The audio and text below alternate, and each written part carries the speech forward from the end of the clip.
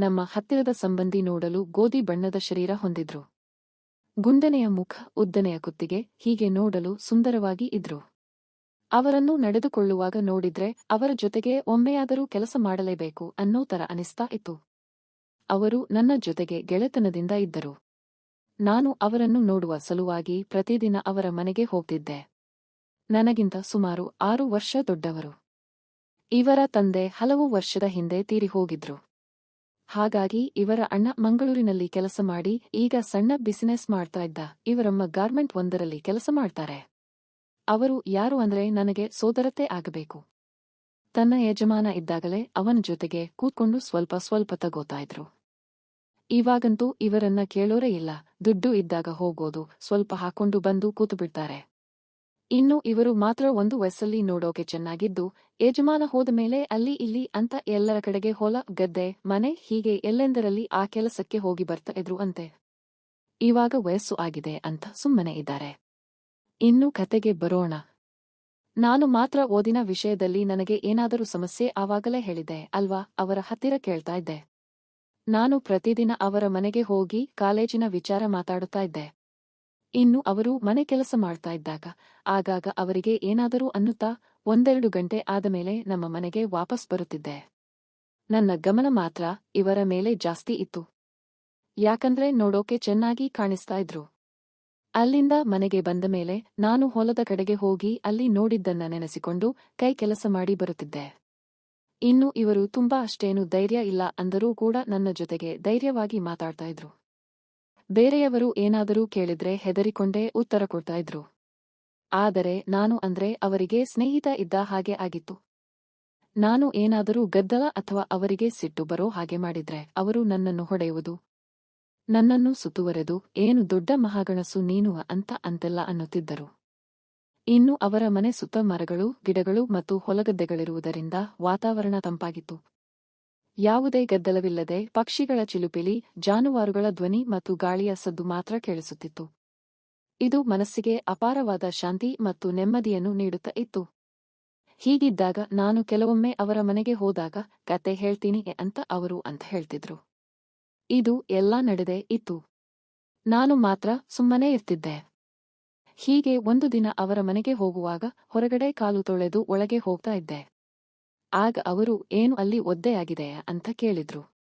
ಆಗ ನಾನು ಏನಿಲ್ಲ, ಕೈ ತೊಳೆಯುವಾಗ ಸ್ವಲ್ಪ ನೀರು ಬಿತ್ತು ಅಂತ ಹೇಳಿದೆ. ಆಗ ಅವರು ಇತ್ತೀಚೆಗೆ ಯಾಕೋ ನೀರು ಜಾಸ್ತಿನೇ ಬೀಳ್ತಾ ಇದೆ, ಏನು ನಿನ್ನ ಕತೆ ಅಂತ ಕೇಳಿದಾಗ ನಾನು ಅದು ಅನ್ನೋದನ್ನು ನೋಡಿ ನಕ್ಕು ಸುಮ್ಮನಾದ್ರು. ಇನ್ನು ಮತ್ತೊಂದು ದಿನ ಅವರು ಮನೆಯಲ್ಲಿ ಎದ್ದು ನಿಂತು ತರಕಾರಿ ಕಟ್ ಮಾಡ್ತಾ ನಿಂತಾಗ ನಾನು ಹಿಂದಿಂದ ಕಣ್ಣನ್ನು ಮುಚ್ಚಿದಾಗ ಅವರು ನನಗೆ ಗೊತ್ತು ಕಣೋ ನೀನುವೆ ಅನ್ನೋದು ಸುಮ್ನೆ ಯಾಕೋ ಅಂತೆಲ್ಲ ಹೇಳಿದ್ರು. ಆಗ ನಾನು ಮುಂದೆ ಬಂದು ಅದಂಗೆ ನಾನೇ ಅಂತ ಹೇಳಿದೆ. ನಿನಗೇನು ಹಿಂದೆ ಕಣ್ಣು ಇದ್ದಾವ ಎಂದಾಗ ಅವರು ನಕ್ಕರು. ಕಣ್ಣು ಕೆಳಗಡೆ ಮಾಡಿ ನನ್ನ ಕಡೆಗೆ ನೋಡಿದಾಗ ಏನಾಗಿದೆ ಅಂತ ನನಗೆ ಗೊತ್ತಾಯಿತು. ಇನ್ನು ಅನೇಕ ಹಳೆಯ ಮನೆಗಳಲ್ಲಿ ಮಣ್ಣಿನ ಒಲೆ ಬಳಕೆಯಲ್ಲಿ ಇರೋದ್ರಿಂದ ಅವರ ಮನೆಯಲ್ಲಿ ಸೌದೆ ಕಟ್ಟಿಟ್ಟಿಗೆ ಅಥವಾ ಸಗಣಿ ಉಂಡೆಗಳನ್ನು ಉರಿಸಿ ಅಡುಗೆ ಮಾಡ್ತಾ ಇದ್ರು. ಒಲೆಯಿಂದ ಹೊರಡುವ ಹೊಗೆಯು ಮನೆಯ ಚಾವಣಿಯ ಮೂಲಕ ಅಥವಾ ಸಣ್ಣ ಕಿಟಕಿಯ ಮೂಲಕ ಹೊರಗೆ ಹೋಗ್ತಿತ್ತು. ಈ ಹೊಗೆಯಿಂದ ಹಳ್ಳಿಗಳಲ್ಲಿ ಅಡುಗೆ ಮಾಡ್ತಾರೆ ಇಲ್ವೋ ಅನ್ನೋದು ಗೊತ್ತಾಗ್ತಿತ್ತು. ಹೀಗೆ ಗೊತ್ತಾದಾಗ ನಾನು ಅವರ ಮನೆಗೆ ಹೋಗ್ತಾ ಇದ್ದೆ. ಅವರು ಒಂದು ದಿನ ರೊಟ್ಟಿ ಮಾಡ್ತಾ ಕೂತಿದ್ರು. ಹೀಗೆ ಕೂತಾರೆ ಅನ್ನೋದು ಹೇಳೋದೇ ಬೇಡ ಅನ್ಸುತ್ತೆ. ಆಗ ನಾನು ಅವರ ಎದುರಿಗೆ ಕೂತು ಮಾತಾಡ್ತಾ ಇದ್ದೆ. ಹೀಗೆ ಕೂತಾಗ ನಾನು ಒಂದೇ ಸಮನೆ ಬೇರೆ ಕಡೆಗೆ ನೋಡಿದಾಗ ನನಗೆ ಅಚ್ಚರಿ ಅನಿಸಿತು. ನಾನು ಅದನ್ನು ನೋಡಿ ಗಾಬರಿಯಾಗಿದ್ದೆ. ಅವರು ಸುಮ್ಮನೆ ತಮ್ಮ ಪಾಡಿಗೆ ತಾವು ರೊಟ್ಟಿ ಮಾಡ್ತಾನೆ ಇದ್ರು.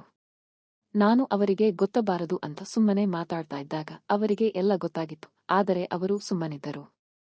ನನಗೆ ಅವಾಗ ಅರಿವಾಯಿತು ಅವರು ಬೇಕಂತಲೇ ರೊಟ್ಟಿ ಮಾಡುತ್ತಾ ಏನೂ ಗೊತ್ತಿಲ್ಲದಂತೆ ದರ್ಶನ ಕೊಡುತ್ತಿದ್ದಾರೆ ಅಂತ. ರೊಟ್ಟಿ ಮಾಡಿ ಮುಗಿಸಿ ಮೇಲೆ ಹೇಳುವಾಗ ಅವರು ಚೆನ್ನಾಗಿ ದರ್ಶನ ಆಯ್ತಾ ಎಂದರು. ಆಗ ನಾನು ಗಾಬರಿಯಾಗಿ ಏನು ಅಂತ ಕೇಳಿದೆ. ಆಗ ಅವರು ಅದೇ ರೊಟ್ಟಿ ಮಾಡೋದನ್ನ ಅಂದರು. ನಾನು ಸುಮ್ಮನಾದೆ. ಇನ್ನು ಹೀಗಿದೆಲ್ಲ ಘಟನೆಗಳು ಹಳ್ಳಿಯಲ್ಲಿ ಮಾಮೂಲು ಮಾತಾಡೋದು ಅಂತೆಲ್ಲ ನಾನು ಸುಮ್ಮನಿದ್ದೆ. ಹೀಗೆ ಇದ್ದಾಗಲೇ ಒಂದು ದಿನ ಇವರನ್ನ ನೋಡುವಕೆ ಅಂತ ಒಬ್ಬ ಬಂದು ನೋಡಿದ ಮೇಲೆ ಒಪ್ಪಿಗೆ ಹೇಳಿ ಹೋಗಿದ್ದ. ಅವನು ಯಾವುದೋ ಗೊಬ್ಬರ ಕಂಪನಿಯಲ್ಲಿ ಕೆಲಸ ಮಾಡ್ತಾ ಇದ್ದ. ಇದಾದ ಮೇಲೆ 15 ದಿನದಲ್ಲೇ ಕಲ್ಯಾಣ ಎಲ್ಲ ಆಗಿಬಿಟ್ಟಿತ್ತು. ಅದಾದ ಮೇಲೆ ನಾನು ಅವರ ಮನೆಗೆ ಹೋಗಿರಲೇ ಇಲ್ಲ. ಯಾಕಂದ್ರೆ ನನಗೆ ತುಂಬಾ ಬೇಜಾರು ಎನಿಸಿತು. ಕೈಗೆ ಸಿಕ್ಕ ತುತ್ತು ಬಾಯಿಗೆ ಬರುವ ಮುಂಚೆ ಮತ್ತೊಬ್ಬ ಊಟಕ್ಕೆ ಎತ್ಕೊಂಡು ಹೋದ ಅನ್ನೋ ಹಾಗೆ ನನಗೆ ಅನಿಸಿತು. ಇನ್ನು ದಿನ ಮನೆ ಮುಂದೆ ಎಲ್ಲಾ ಕಾರ್ಯಕ್ರಮ ಮಾಡೋದು ಅಂತ ತೀರ್ಮಾನ ಆಗಿತ್ತು. ಹೀಗಿದ್ದಾಗ ಇವರ ಮನೆಗೆ ನಮ್ಮ ಮನೆಗೆ ನೆಂಟರು ಎಲ್ಲ ಬರತೊಡಗಿದರು. ನಾನು ಇವರ ಮನೆಗೆ ಹೋಗೋದನ್ನ ಕಡಿಮೆ ಮಾಡಿದ್ದೆ. ಹೋದರೂ ಕೂಡ ಇವರ ಜೊತೆಗೆ ಮೊದಲಿನಂತೆ ಮಾತಾಡೋಕೆ ನನಗೂ ಯಾಕೋ ಮನಸ್ಸು ಇರಲಿಲ್ಲ. ಇನ್ನು ನಮ್ಮ ಹೊಲ ಇಲ್ಲದೆ ಇರೋದ್ರಿಂದ ನಾನು ಇವರ ಹೊಲಕ್ಕೆ ಆಗಾಗ ಹೋಗ್ತಾ ಇದ್ದೆ. ಹೊಲದಲ್ಲಿ ಗಾಳಿಗೆ ತೂಗುವ ಗದ್ದೆಯ ತೆನೆಗಳ ಸೊಮೆ ಎನ್ನುವ ಸದ್ದು, ದೂರದಿಂದ ಕೇಳಿಬರುವ ಕೋಳಿ ಕೂಗು ಅಥವಾ ಹಕ್ಕಿಗಳ ಕಲರವ ಇದೆಲ್ಲ ಕೇಳಿ ನನಗೆ ಸಂತೋಷ ಅನಿಸ್ತಾ ಇತ್ತು. ಇನ್ನು ಸಮಾರಂಭಕ್ಕೆ ದಿನ ಹತ್ತಿರಕ್ಕೆ ಬಂದಂತೆ ಅದೇನೋ ಒಂದು ಮನಸ್ಸಲ್ಲಿ ಗೊಂದಲ ಇತ್ತು. ಏನು ಮಾಡೋದು ಅಂತ ಸುಮ್ಮನೆ ಒಬ್ಬನೇ ನನ್ನ ಪಾಡಿಗೆ ನಾನು ಇರುತ್ತಿದ್ದೆ. ಹೀಗೆ ಇದ್ದಾಗಲೇ ಒಂದು ದಿನ ನಾನು ಬೆಳ್ಳನ ಬೆಳಗ್ಗೆ ಹೊಲಕ್ಕೆ ಹೊರಟಿದ್ದೆ. ಆಗ ಇವರ ಮನೆಗೆ ಹೋದಾಗ ಅಚಾನಕ್ಕಾಗಿ ಇವರು ಎದುರಿಗೆ ಬಂದರು. ಏನೋ ಇತ್ತೀಚೆಗೆ ಯಾಕೋ ಮನೆಗೆ ಬರ್ತಾ ಇಲ್ಲ ಎಂದರು. ಏನಿಲ್ಲ, ಸ್ವಲ್ಪ ಹೊಲದಲ್ಲಿ ಕೆಲಸ ಜಾಸ್ತಿ ಇದೆ, ನನ್ನ ಡಿಗ್ರಿ ಕೊನೆ ಸೇಮ್ ಎಕ್ಸಾಮ್ ಕೂಡ ಹತ್ತಿರ ಬಂತು ಅಂತ ಹೇಳಿದಾಗ ಅವರು, ನೀನು ಎಷ್ಟು ಓದುತ್ತೀಯಾ ಅನ್ನೋದು ನನಗೆ ಗೊತ್ತು, ಇವಾಗ ಯಾವ ಕಡೆಗೆ ಹೋಗ್ತಾ ಇದ್ದೀಯಾ ಅಂತ ಕೇಳಿದರು. ಆಗ ನಾನು, ಏನಿಲ್ಲ, ಬಿಸಿಲು ಏರೋದರೊಳಗೆ ನೀರು ಹಾಯಿಸಿ ಬರಬೇಕು ಅಂತ ಹೇಳಿದಾಗ ಅವರು, ಮುಗೀತು, ನಿನ್ನೊಬ್ಬನೇ ಅಲ್ಲಿ ನೀರು ಹಾಯಿಸೋಕೆ ಹೋದರೆ ಅದೆಲ್ಲ ಮಧ್ಯಾಹ್ನ ಹೊತ್ತಿಗೆ ಆಗೋದಿಲ್ಲ, 2 ದಿನ ಬೇಕಾಗುತ್ತೆ ಅಂತ ನಗ್ತಾ ಹೇಳಿದರು. ನನಗೆ ಕೋಪ ಬಂದ ಹಾಗೆ ಅನಿಸಿ, ಈ ಸಲ ಮಳೆ ಕೈಕೊಟ್ಟಿದ್ದರಿಂದ ಹೀಗಾಗಿದೆ. ಅದೇ ಹೇಳಿದ್ನಲ್ಲ, ಬಿಸಿಲು ಜಾಸ್ತಿ ಆಗೋ ಮುಂಚೆ ನೀರು ಬಿಡೋದು ಮುಗಿಸಿದರೆ ಒಳ್ಳೆಯದು ಅಂತ ಹೇಳಿದೆ. ಅವರು ಏನೋ ಹೊಲದಲ್ಲಿ ಏನೋ ಹೊಸ ಬೆಳೆ ಏನೋ ಹಾಕ್ತಿದ್ದೀರಂತೆ, ನಿಜಾನಾ ಎಂದಾಗ ನಾನು, ಅದೆಲ್ಲ ಹಾಗೆ ಸುಮ್ನೆ ಹೇಳೋಕೆ ಆಗುತ್ತಾ, ಆ ಕಡೆ 1 ಎಕರೆ ಇದ್ದೇ ಅಲ್ಲ, ಆ ಕಡೆಗೆ ಈ ಸಲಿ ಸಾಂಪ್ರದಾಯಿಕ ಬೆಳೆ ಬಿಟ್ಟು ಹೂವಿನ ಕೃಷಿ ಮಾಡಿದ್ದೀನಿ ಅಂತ ಹೇಳಿದಾಗ ಅವರು ಖುಷಿಯಿಂದ, ಹಾಗಿದ್ರೆ ನಾನು ಬರ್ತೀನಿ ನೋಡೋಣ, ನಮ್ಮ ಭೂಮಿ ಅಲ್ವಾ ಅಂತ ಹೇಳತೊಡಗಿದ್ರು. ನಾನು ಬೇಡ ಮನೇಲಿ ಇರಿ ಎಂದಾಗ ಅವರು ಹಠ ಹೇಳಿದ್ರು.